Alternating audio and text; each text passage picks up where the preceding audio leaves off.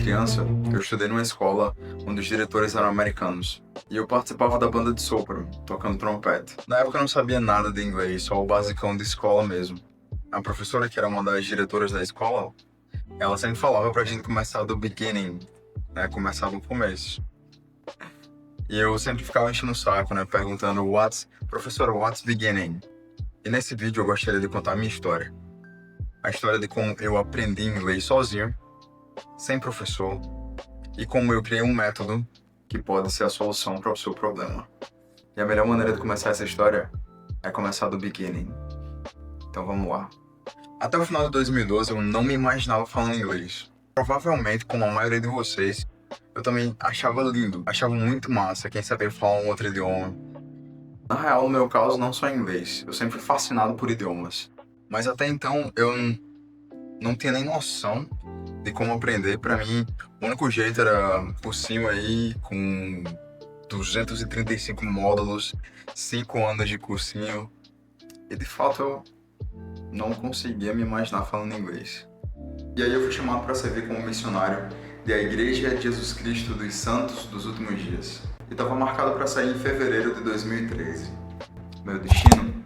Missão Brasil Santa Maria. Antes de ir para o campo, eu passei 2 semanas no CTM, que é o Centro de Treinamento Missionário em São Paulo.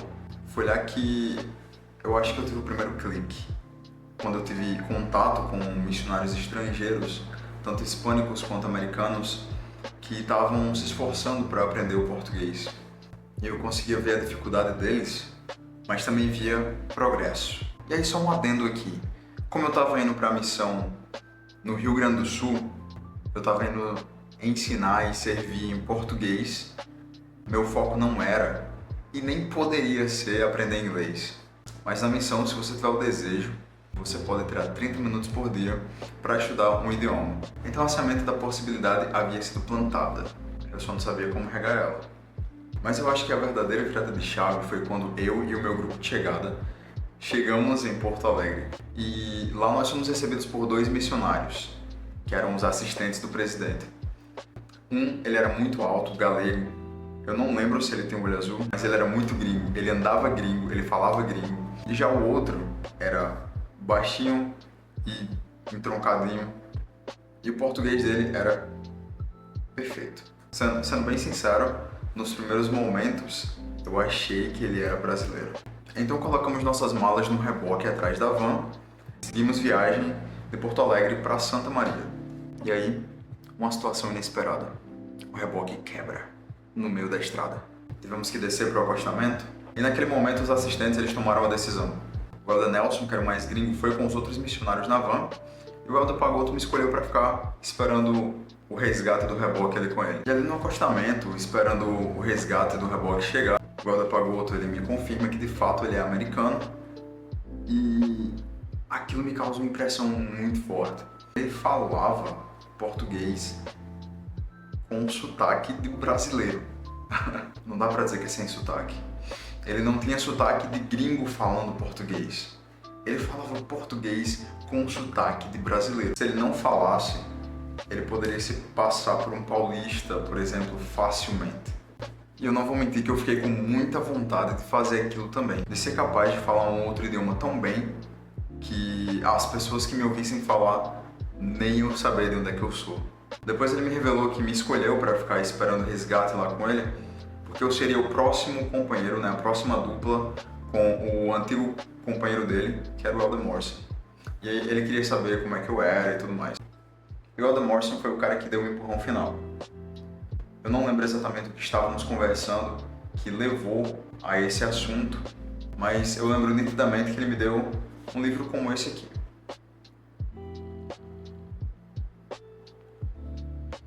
Só que bem menor, bem pequenininho, de bolso mesmo. E aí ele falou, cara, eu acho que você deveria aprender inglês, vai ser bom pro seu futuro. E aí foi onde de fato começou a minha jornada. No começo eu tentei fazer igual aquele filme da Disney, Do Outro Lado do Céu, que o missionário ele coloca um livro do lado do outro, um na sua língua nativa e o outro na língua que ele queria aprender, e pum, como num passe de mágica, no filme ele aprende.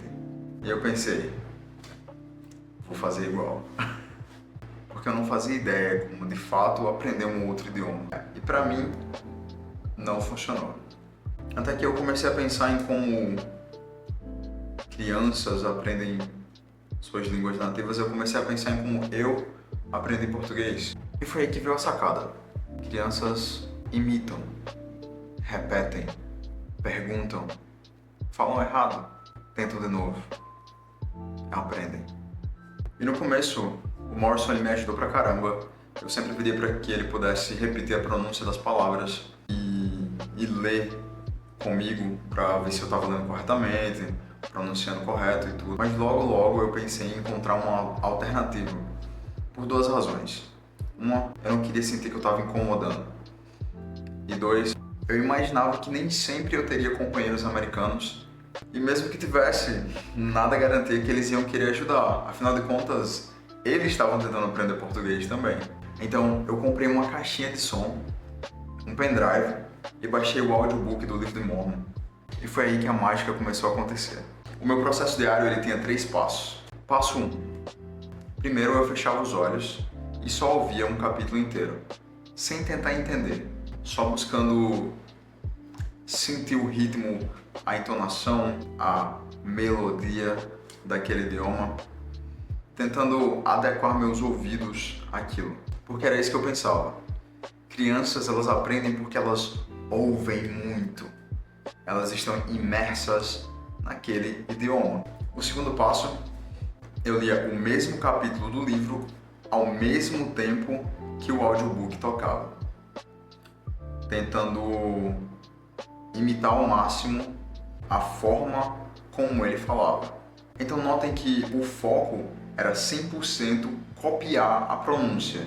Era realmente fazer uma imitação daquela pronúncia, mesmo que de início fosse um pouquinho exagerada. O foco nesses 2 exercícios não era traduzir nada, não era entender nada, era só assimilar aquela fala. E sendo bem sincero com vocês, no começo era horrível. Na minha cabeça, o áudio estava rápido demais e era quase impossível de acompanhar. E eu pensei várias vezes em desistir ali mesmo. E aí entra o passo 3. Eu tenho um caderninho de bolso também, que eu anotava palavras e frases que eu estava com dificuldade, ou até mesmo palavras, frases, expressões idiomáticas que os missionários americanos eles me falavam, ou que eu ouvia eles falando e ela perguntava. E eu ficava repetindo durante o dia sempre que eu podia. E eu queria muito dizer que eu sou disciplinado e focado e que eu segui essa rotina durante todos os dias.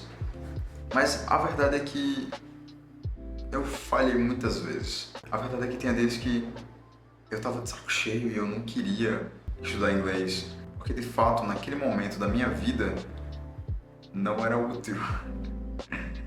Era só algo que eu queria fazer, mas não serviria para a causa principal e o motivo pelo qual eu estava ali servindo no Rio Grande do Sul. E eu tô falando isso porque eu sei que muitos de vocês já tentaram aprender inglês várias vezes, começaram bem a estudar aquela primeira semana, segunda semana, e aí começou a falhar, e aí parou. E depois de um tempo voltou, fez todo o processo novamente e parou de novo. Eu sei que é frustrante, eu já estive aí no seu lugar, mas a verdade é que mesmo falhando, mesmo muitas vezes me frustrando, eu não parei. E 4 meses e meio depois, eu nem tinha percebido, mas eu já tinha alcançado a fluência. Eu já conseguia entender, me comunicar, até sonhando em inglês eu tava. Só que a história ela não acaba aqui. Anos depois, já de volta em casa, eu estava atuando como professor do English Connect, que é um programa voluntário da igreja para ensinar inglês para os membros da igreja e também para a comunidade. E aí, certo dia, eu estava separando alguns vídeos para pegar algumas ideias e alguns até eu ia mandar para os alunos para os meus alunos do English Connect, alguns vídeos que eu achei interessante. E numa dessas, tem um cara explicando sobre uma técnica uma técnica chamada shadowing. E à medida que ele foi explicando e eu fui prestando atenção naquele vídeo, na hora, o que me veio na cabeça foi: oxi, mas eu criei essa técnica. E vocês lembram do passo 2 que eu falei? Que é basicamente você ler algum texto, alguma fala, simultaneamente e tentar imitar a maneira como aquele nativo, aquela pessoa, personagem, tá falando. Isso é shadowing. E na época que eu fiz isso, eu nem dei nome para essa técnica, né? E naquele momento, eu entendi que, por necessidade e intuição, eu desenvolvi uma das técnicas mais poderosas de aquisição de idiomas já criada, sem nem saber que ela já existia. Essa jornada, ela me ensinou que a fluência, a aquisição de um novo idioma, ela não vem de decorar um monte de regra, gramática, mas vem de imersão ativa e prática, sem medo. Então, eu peguei a experiência de ter adquirido um novo idioma naquele período e estruturei em 3 pilares fundamentais. O primeiro é Make 1,000 Mistakes, que é basicamente a mentalidade de aprender como uma criança, sem medo de errar. E o segundo é Encontre a sua Keystone, a sua pedra angular, que nada mais é do que utilizar materiais que você já ama e conhece na sua língua nativa. Isso, sem dúvida alguma, acelera o processo imensamente. O terceiro pilar é o shadowing, a técnica que eu acabei de explicar. E bom, esse é o meu método, é o método Keystone. Então, a minha missão agora é mostrar para você esse mapa. E por que eu decidi fazer isso agora? Eu fui para missão em 2013. A gente já está em 2025. E os dados, eles continuam os mesmos. Só tem 1% da população brasileira que de fato é fluente em inglês. E 4% consegue arranhar, consegue entender alguma coisa ou outra, sabe algumas palavras. Mas a fluência real no Brasil, ela ainda é rara. Eu sempre vi tantos cursos e professores e muita coisa sobre inglês na internet. E isso meio que me travava de tentar mostrar o meu método para as pessoas. Mas depois de ver esses dados, eu acredito que eu consigo ajudar, que eu tenho alguma coisa a oferecer e que tem pessoas aí que ainda não aprenderam porque não conseguiram encontrar o método certo para ela.